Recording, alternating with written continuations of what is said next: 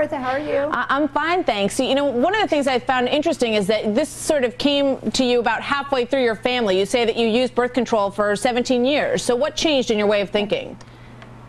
Well, what happened to us was my husband had a dream one night after the birth of our fourth child, and in that dream a mighty warrior angel appeared to him with a flaming sword, and it pointed it right at my husband's genitals and said, "Do not change God's plan."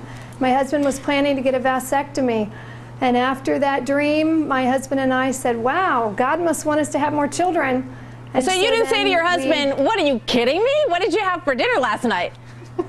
At first, we really didn't. We didn't even understand why we would have a dream like that. That we were so engulfed in the birth control mentality, and we had not been taught in our churches that children are a gift from God. So we really didn't even know completely what God was communicating to us at the time. And you know, you've written a book and you talk about this subject quite a bit.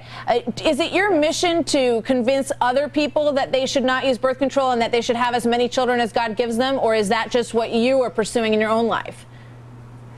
Well, the Quiverful movement is it's not about having every person having 20 or 30 kids for God.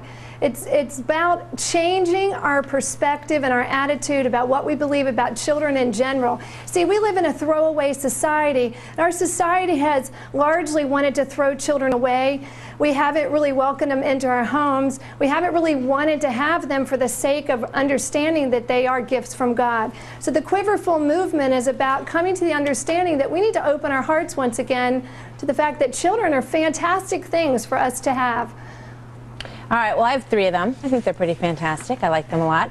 But, it raises a lot of questions, and I'm going to bring in the panel on this. You know, Bridget, one of the things that people face when they have a lot of children is people say to them, you know, "Are you crazy? Why do you have so many kids?" What do you think about it? Well, you know, bless her. If she can raise 8 kids and take care of that, I mean, I take my hat off to her. But, you know, I mean, it's if she is happy with it, if people are happy with it, go for it. You know, we need people in the Western world. And I look at this strictly from a political analyst of demographics. Which is an interesting way to look at it. A very interesting way, because the civilized world is shrinking, and you have third world countries and Muslim nations who are out reproducing us 7-to-1. So we are losing our civilization as a civilized nation. Now, let me tell you what's She's losing it over there. No, let me tell you what's going on. This guy, her husband, had a dream that he was going to either use it or lose it. And this all goes back to him being afraid of losing his manhood, and he's just going on the... No, absolutely not. This guy was afraid of, you know, going under the knife the next day in his most sensitive places. Stephanie? I agree. Thank you, Stephanie. But what do you think about the idea that, you know, other countries are outproducing us? In Europe, there have been recent studies that fewer and fewer people are getting married, that our families are getting smaller. I mean, my philosophy is to each his own, and if you want to have 8 children, have 8 children. If you want to have 2 children, have 2 children. If you can love and provide for them and afford them, well, let's talk to Mr. and Mrs. Happy over here. That's Steve right. Ducey. What do you think about all this? You can supersize your fries, but I don't know that you should supersize your family. I've got 3 kids just like you. I love them as much as I would if I had a half a dozen. But also, too, Martha, what about there's a foster care system out there, there's adoption, there are children that God has already put on this earth that would love to have parents. Yeah, you don't have to purposefully go quiver and make it full or whatever. Let me ask Rachel. Rachel, I think is still there. Rachel, how do you respond to people when they are sort of, you know, critical and I bet sometimes mean towards you about the fact that you have so many children?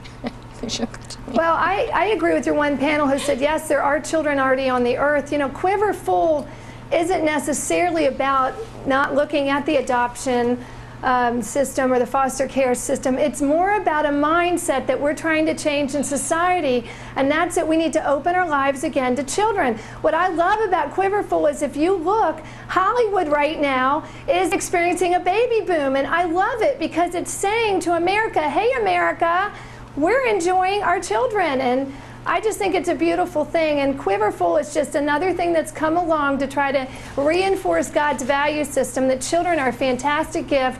We need to receive as many as He wants to give us and enjoy birthing and raising them. Parenthood's a great thing. It just gives us the greatest joy on earth. All right, Rachel, thank you very much. It's good to have you here. Rachel Scott.